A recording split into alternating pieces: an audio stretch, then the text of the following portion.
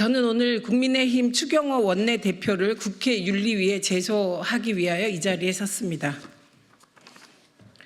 국민의힘 추경호 원내대표는 여당 원내대표라는 지위를 남용하여 상임위원장의 정당한 회의 진행에 대해 부당한 영향력을 행사하고 있습니다.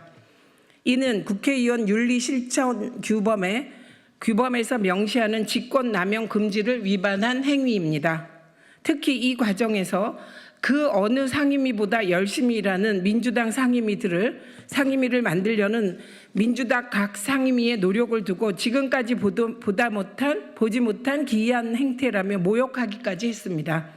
이에 추경호 원내대표를 국회법에 따라 윤리특별위원회에 제소합니다.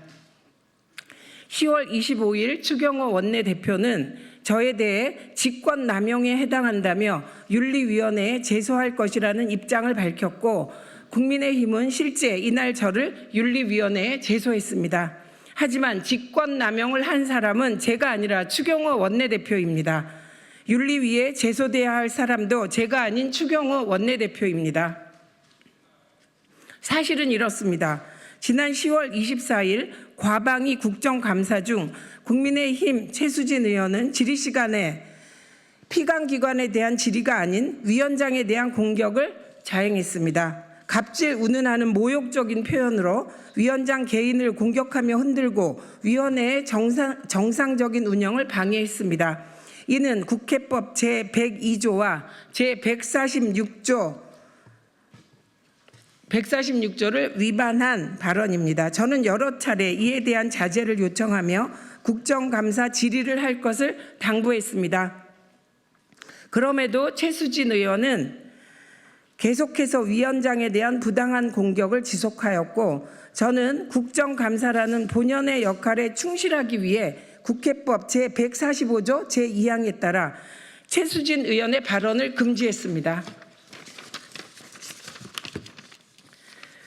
국민의힘 의원들은 방송 관련 국정감사를 할 때마다 질의 시간에 피감기관에 대한 질의가 아닌 위원장과 야당 의원들을 공격하는 발언을 했습니다. 갑질, 독재, 북한, 포갑적 등 모욕적인 발언을 하는 경우도 허다했습니다. 원만한 위원회 운영을 위해 최대한 인내하였습니다. 하지만 국민의힘 의원들은 마지막 방통위 종합감사에서도 또다시 위원장을 흔들고 국정감사를 방해했습니다. 이 같은 국민의힘 의원들의 행태가 22대 국회에서 가장 열심히 일하고 있는 상임위를 흔들기 위한 국민의힘 원내 전략 차원에서 벌어진 조직적 방해가 아닌지 의심됩니다. 10월 25일 법사위 국감에서 조배숙 의원을 비롯한 국민의힘 의원들이 정청래 위원장의 회의 진행을 방해하는 등 법사위에서도 비슷한 일이 벌어졌기 때문입니다. 저는 철저하게 국회법을 준수하며 회의 진행을 하기 위해 노력했습니다. 국정감사를 하면서 피감기관에 대한 질의가 아니라 위원장이나 야당 의원들에 대해 비난하는 것이야말로 국회의원의 지위를 악용한 권한 남용입니다. 명백히 국회법을 위반하며 위원장을 공격하는 위원에 대해서도 바로 발언권을 박탈하지 않고 피감기관에 대한 질의를 하도록 자제를 요청하고 또 요청했습니다. 이러한 저를 징계 대상이라며 윽박지르고 열심히 일하려는 과방위를 방해하려는 추경호 원내대표야말로 집권 여당 원내대표의 권한을 남용하고 있습니다.